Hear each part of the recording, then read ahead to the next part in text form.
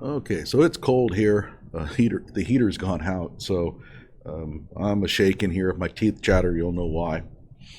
At any rate, we have some interesting news that came out of an online newspaper called Kenosha County Eye back in October, and I'm not sure why this never gained any traction. If it was fake or real, either way, you would think that people would take notice of it.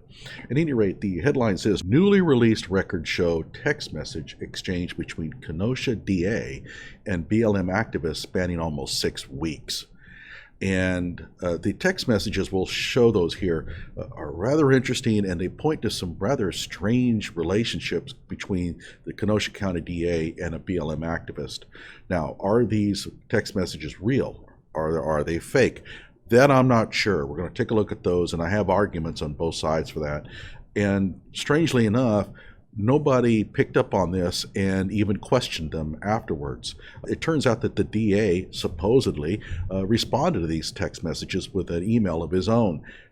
That email is kind of strange as well. So let's go ahead and take a look at this, and you can judge for yourself. Hello out there. I'm trying to get through. With his powerful brainwaves cradled in the warmth of reasoning, it's time for Johnnie Walker Dread to straighten you out on a thing or two. Emanating all the way from exciting Las Vegas, Oklahoma, it's the Johnnie Walker Dread Show. Okay, so let's go ahead and read this. This is Michael Gravely. He is the Kenosha County District Attorney. He's the one that is prosecuting Kyle Rittenhouse. And BLM activist Billy Violet. Her real name is Whitney Cabal. She goes by Billy Violet and then sometimes Billy Violent, and we will see why here shortly.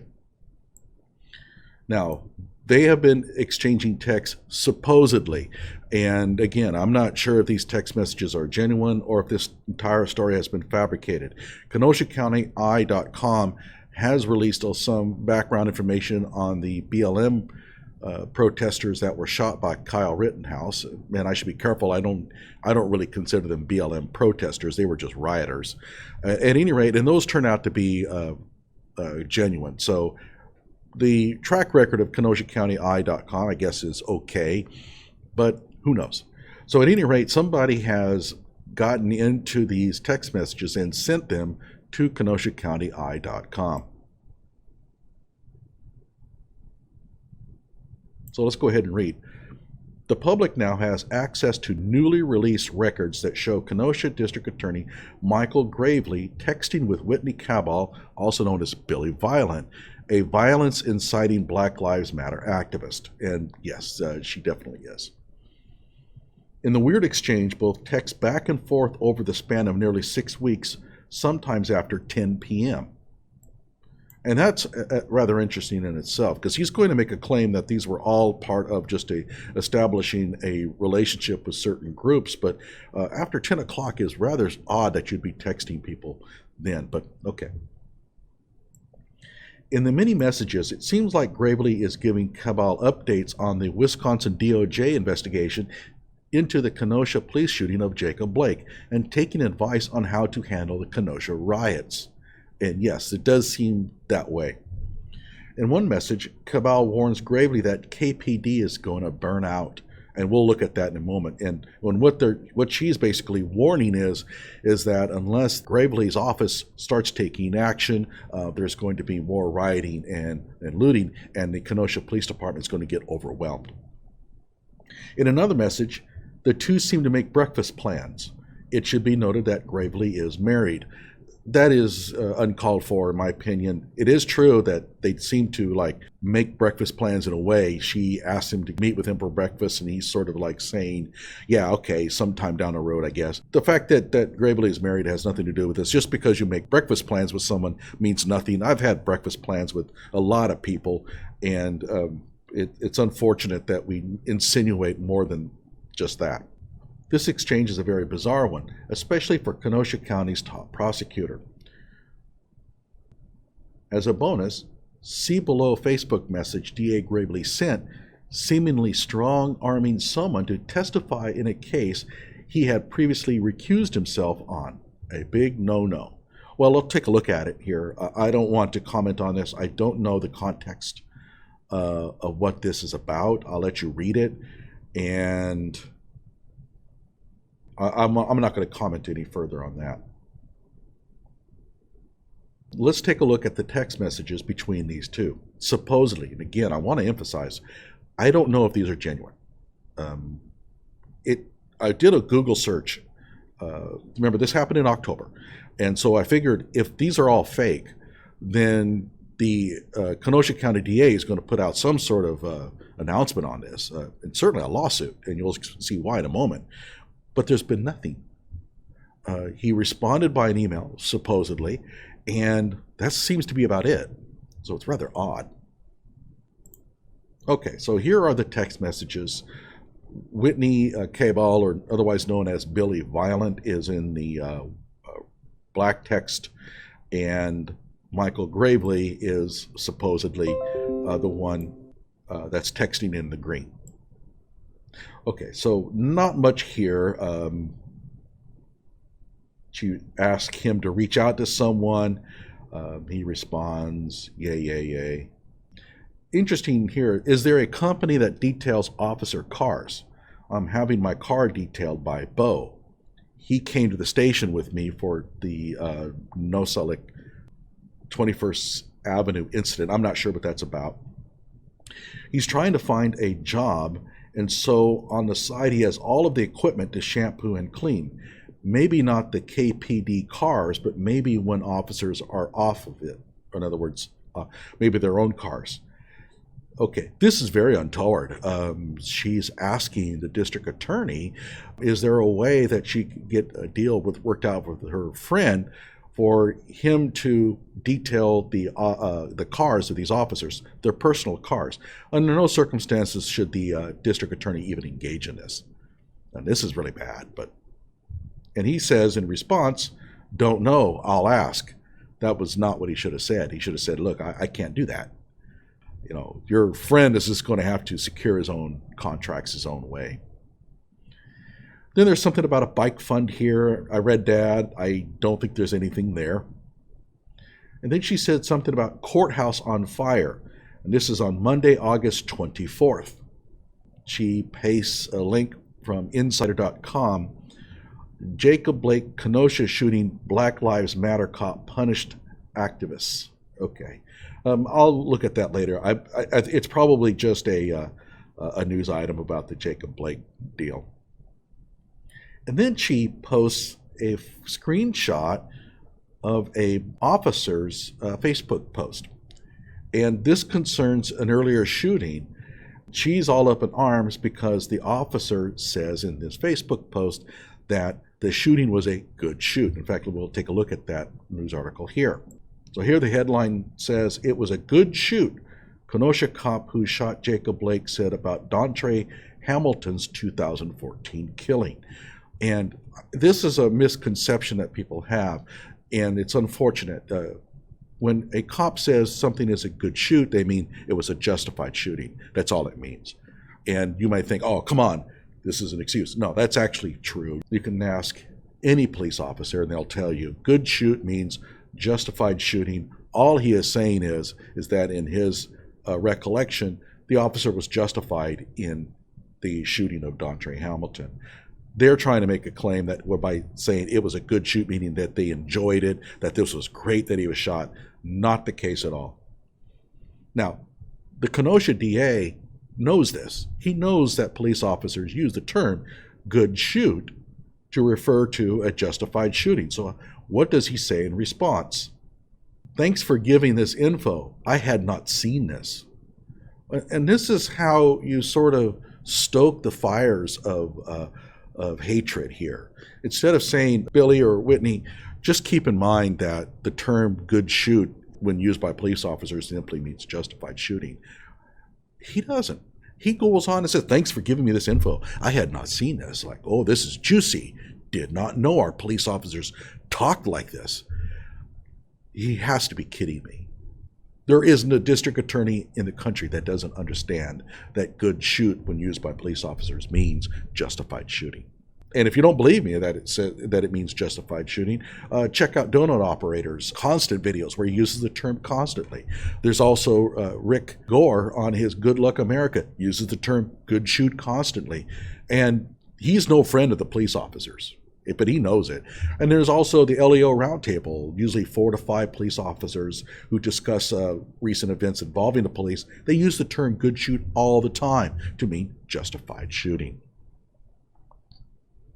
And then she comes back, attempted murder with intent.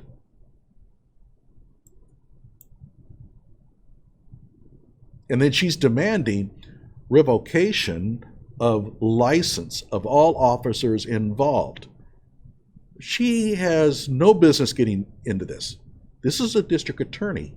He's the one that's going to be prosecuting the case. And some community person is telling him what he should do about this particular case. Completely uncalled for, and he should put an end to it. Until that happens, you and I both know this city will just keep burning. So this is a veiled threat. It's not even that veiled. She's making a claim that unless you take action against these officers, your city is going to burn. And guess who's going to be involved in that? Billy Violet. The curfews don't scare this city as people flood in. Indiana will be there tomorrow. Ohio is coming. This is what you would call a phony concern. You lay a threat out there, but you write it like it's something that concerns you.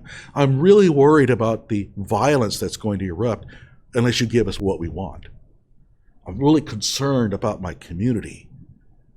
That's what's going to happen to all my friends unless you give us what we want. It doesn't fool anyone. These are threats. And she's basically saying that if you don't give us what we want, the city is going to burn. I have medics coming from Milwaukee. Michigan made it. Chicago is coming. Every hour it will get worse. Oh, the horrors. If only you would do something to make these horrible things go away, like give us what we want.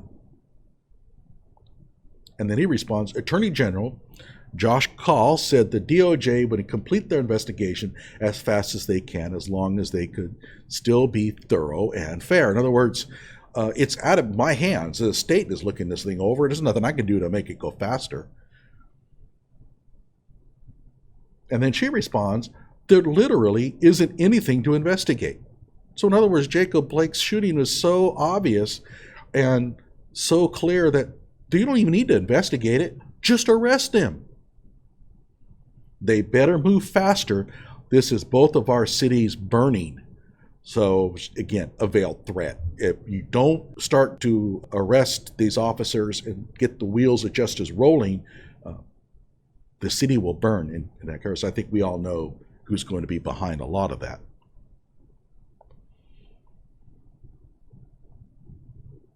And she says, I'm running out of composure. The basket has 7 bullet holes in the bottom. Okay, so the 7 bullet holes probably refers to Jacob Blake, and the basket is maybe some metaphor. I don't think she's talking about literally a basket having 7 bullet holes, but I think that she's referring to Jacob Blake. And their leisurely approach is helping nothing. Okay, so yeah. So she is saying that we have a basket filled with water and there's 7 bullet holes and the water is draining out and you'd better do something about this. And of course, the 7 bullet refers to the shots that Jacob Blake took in the back. This city needs answers. Now we have passed the point of no return. This is George Floyd all over. Only it's at least 7.5 times worse. So she is using extortion here. This is extortion. And she's trying to play the innocent. But it's pretty clear as what she is threatening. You know I'm not able to talk about any facts, and I'm only hearing pieces anyway. I appreciate the warnings. That's not what you're supposed to say to this, but that's my opinion. Tear gas and rubber bullets are only going to lead to more violence because it's pissing people off. In other words, if we riot and tear the place apart, your use of tear gas and rubber bullets is only going to make it worse. So leave us alone while we're doing it. They're not going anywhere KPD needs to pace themselves. This will be days, weeks. KPD is going to burn out. In other words, the violence that's going to come is going to be for so long and so severe that it will overwhelm the local police department. And then she asks, please forward or shoot to, and I assume she means shoot, to Miss Guinness, and that Miss Guinness is the police chief there in Kenosha, Nosalek, who I'm not familiar with, and David Beth. And I think David Beth is the sheriff of Kenosha County. Now, at this point, the last thing he should do is give her any indication that he's going to take this seriously. He says, okay. Are you kidding me? This person is making veiled threats against the community that you're supposed to be protecting. And she's saying, oh, hey, forward this off to the police department so we can warn them about what they should not be doing. Otherwise, they're going to pay the price. And he says, okay. Now, again, I don't know if these are genuine. I'll tell you why I think they are in a minute. This is de-escalation 101. They're looking for a reaction. The longer they get it, the madder they'll be. In other words, you better hurry it up. And this is not de-escalation 101. De-escalation 101 is not give what the crowd, the mob wants, just to placate them. And so that's not de-escalation 101. That is just cowardice. That's just caving to extortion. And that's what this is extortion. After having, I think she means after having shotguns, after having shotguns aimed to my head all week, I doubt that happened, and being shot at, so they aimed these shotguns at your head and shot at you. If you don't know anything about shotguns, if they aimed a shotgun at your head and they missed, they're terrible aims. I'm told nothing can be done to stop me being arrested when I exit the interstate after driving 12 hours straight. So basically what she is saying that the police are threatening her, and they're threatening to arrest her, that the police are actively trying to suppress her. And keep in mind, the police are part of the executive branch of government. They're in the part of the enforcement, just like the Kenosha County DA. The Kenosha County DA and the police are on the same side in government. The DA is supposed to be pro-police. And he doesn't say anything in response. That was probably the smartest thing he's done. And then she changes the subject. This is on a different day, about yoga. I'm not going to bother with that. She asks, and finally, is there an update on Nick Mercier? Now, Mercier was convicted of domestic abuse, a pretty serious crime. Looks like he beat his wife or girlfriend up pretty badly, and she is enraged by it. And I guess they've been talking about this, and she wants to make sure that he's going to get prosecuted. And I said earlier that he was convicted. I think at this time, he was just charged. And Gravely asks, what do you mean by update? He was charged with a felony, and the case is being handled by a really good prosecutor who knows to get him consequences. So he's maybe talking about his assistant district attorney? I don't know. His last case was before me. As a district attorney, you should not be engaging in this. So I guess that she wants this Mercier person convicted, and she wants to know how far along Gravely is in getting that done. And he is saying, hey, we put in front of a prosecutor, he's going to get them. This is very untoward, and it does make you wonder about the motives of the district attorney.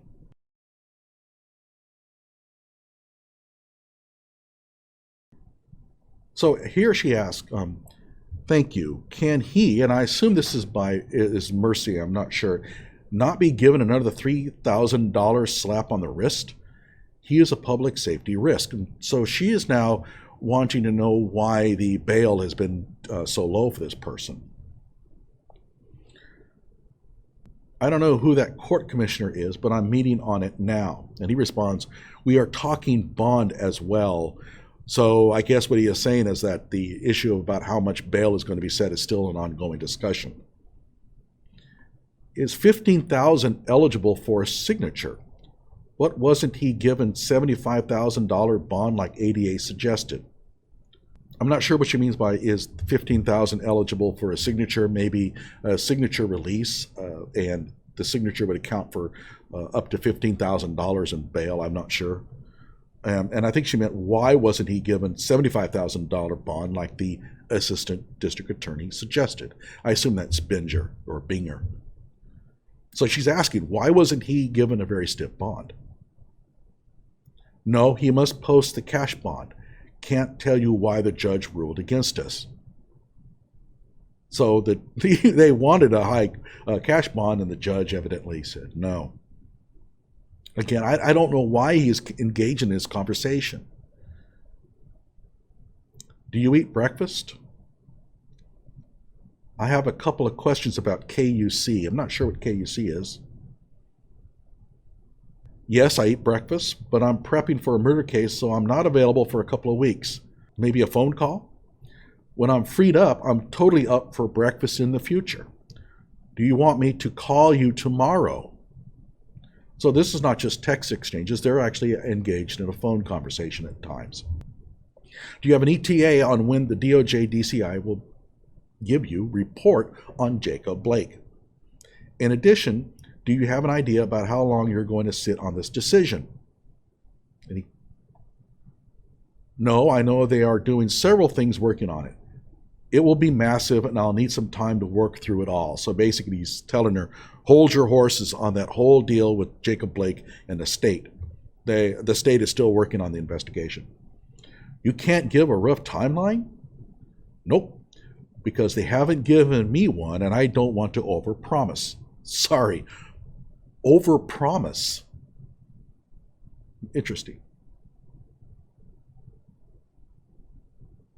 You never got me a contact with DCI or DOJ. Can you get me a contact by end of day tomorrow? I thought you said he would be reaching out, but he did not. Some kind of conversation needs to take place because I'm sitting at a table of a very large national awarded organizations focusing on Blake, on the Jacob Blake case. So she's bending his arm about this whole report that's going to be given out by the state. He did tell me he would. I'll contact him again. It was Agent Ray Gibbs from the other case involving Officer Pruitt. Can you arrange a conference call or Zoom between me, you, and him? He says, no. They decide if they want to be in touch. I have no ability to push them on that. They are a completely independent agency. I will let them know you asked again. So she says, Ramon Tidwell beat up by 2 white cops, taken to hospital. I went to D.C. with his aunt, and I'm pissed. Why is this still happening? I'll check the case tomorrow. So she can evidently get this DA to check out cases for her at her whim. I have become fearless regarding my own personal safety. Yeah, okay, sure. But the prospect of next week has me terrified for what is left of this city. Down to the bone. Another veiled threat. She's not worried about the city. I hear you, Whitney. Stay strong and await further word from the Attorney General's office on their progress.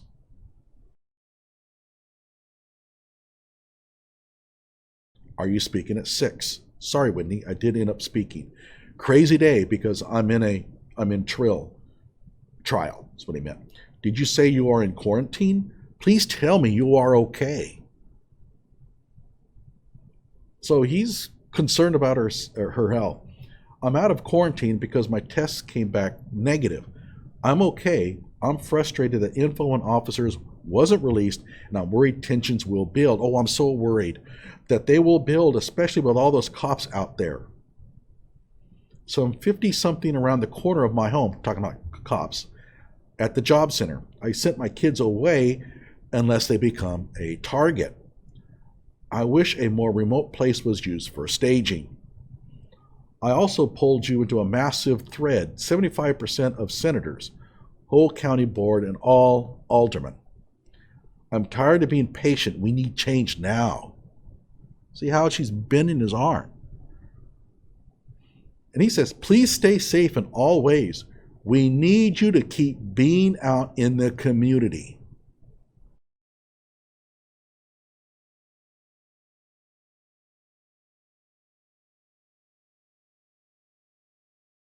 In all, what do we know? If these text messages are genuine, and again, I must emphasize one more time, this may all be fabricated. I don't know. I've been trying to find out. I've asked a few people around who I think would should know, and I've never received a response.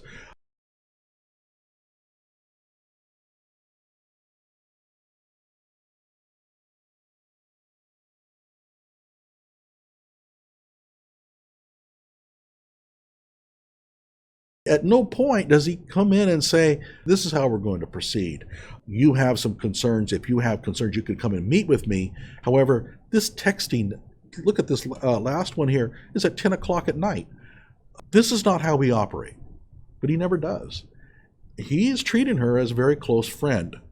Now, who is she? Let's go ahead and play a videotape and to give you a little bit more idea about who Billy Violent really is. Okay, if I just kind of backpedal just for a second? Absolutely. So I just kind of want to touch on violence and what I mean for it, like where I stand in terms of violence, rioting, and looting. So when it comes to these acts. So she starts off, I want to let you know where I stand on terms of violence and looting. Most of us don't even have to make a statement like that. I mean, oh well. Actions in these demonstrations by protesters, I understand it and I empathize with it 100%. I understand these rioters and these looters and the people who harm others, and I empathize with them 100%. And I do not hold anything against anybody who has chosen to burn something or break into a store or cause harm in the way that's been done to the city of Kenosha. So I don't hold anything against anybody who has been burning stores and looting and harming others. Especially because it's in our rougher communities.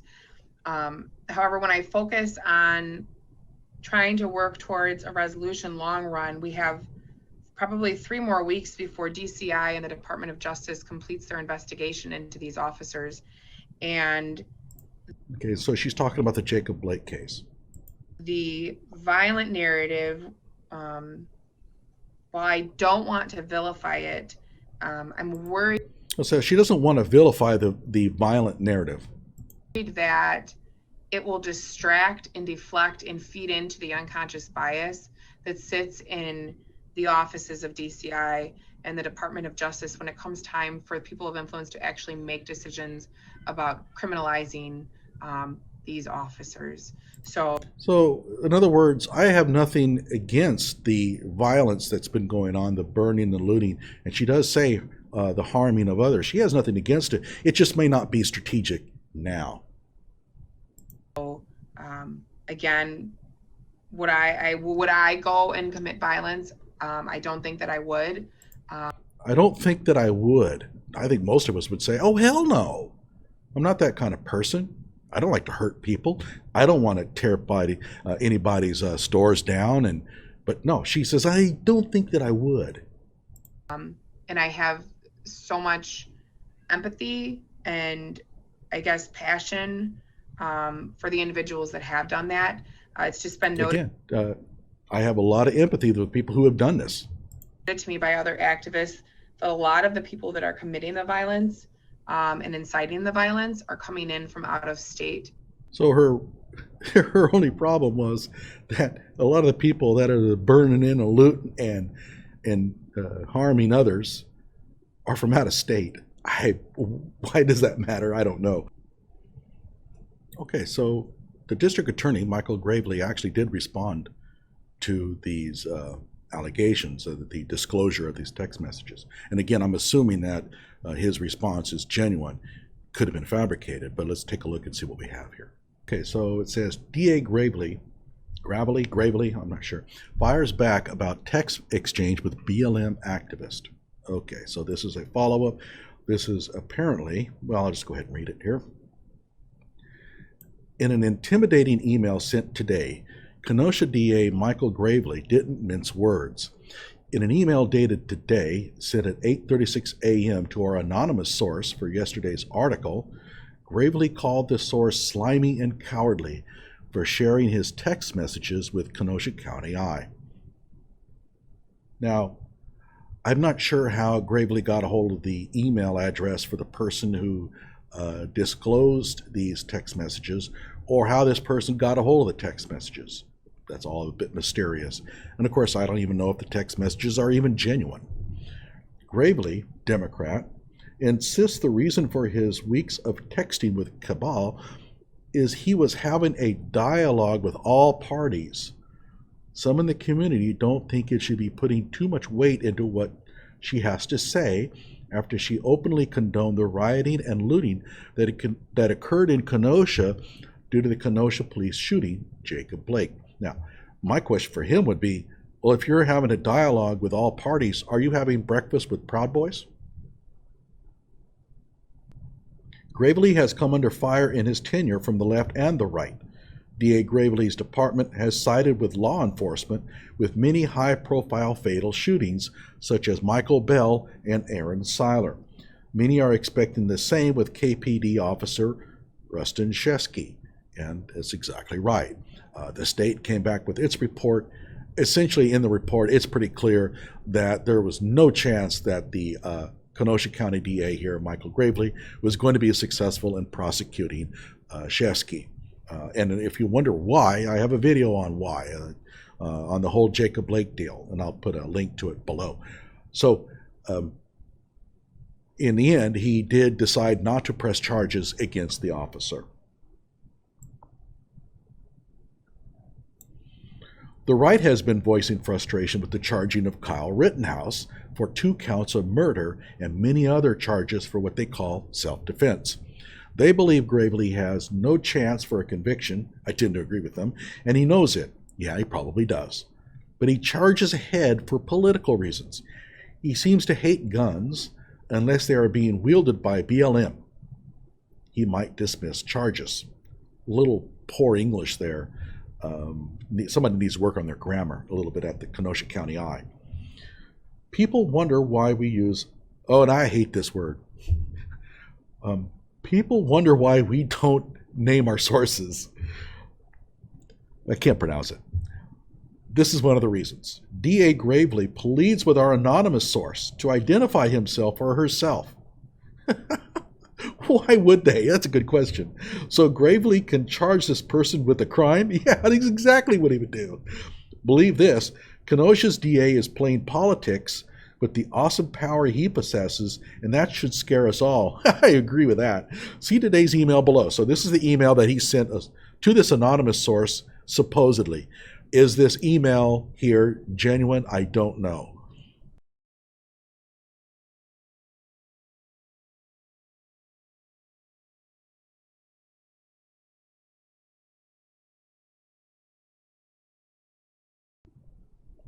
I found this in the other email I am forwarding, which I do not think was provided in your open record request. I apologize for missing these emails previously. So evidently this anonymous source has been requesting something from him and he hasn't done it. No replies appear to have been made to either by myself or the office. And then he changes gears here.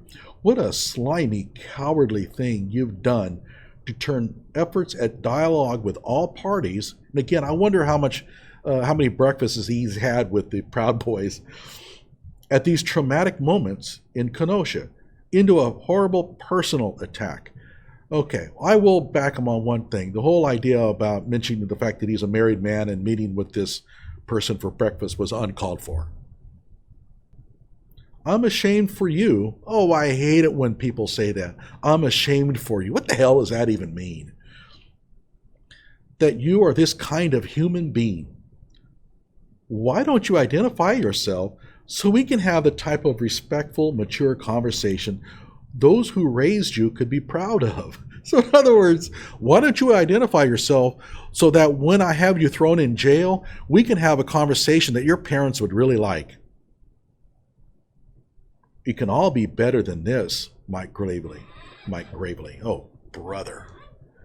I mean, on a certain level, I can see that this was not written by any lawyer. This is terrible. It's one thing to text something like this, but an email, lawyers are typically better writers than this. This is sophomoric, juvenile. The reason why I think it is genuine is that if Kenosha County I posted this and it's not real, they've really opened themselves up for a lawsuit. If these text messages are genuine, you get to see the problem here. This is the guy who is leading the prosecution against Kyle Rittenhouse. And it looks like, to me, he has a very chummy relationship with the Black Lives Matter protesters that were there that night, many of whom were inflicting violence. And we saw that in one of my other videos when I talk about the devastation of Kenosha. So the question now becomes, is there going to be a political problem here with the prosecution of Kyle? Does this point to maybe that there's an underlying motive behind the prosecution, well, let's call it persecution, of Kyle Rittenhouse, besides just serving the law and the community? I don't know. I would like to know from any of you if these text messages are genuine. And so if you can do a little bit of investigation, I'd appreciate it. If they are not, I will pull this video down immediately. I have no interest in propagating falsehoods. At any rate, thank you for watching. Like my video and subscribe to my channel.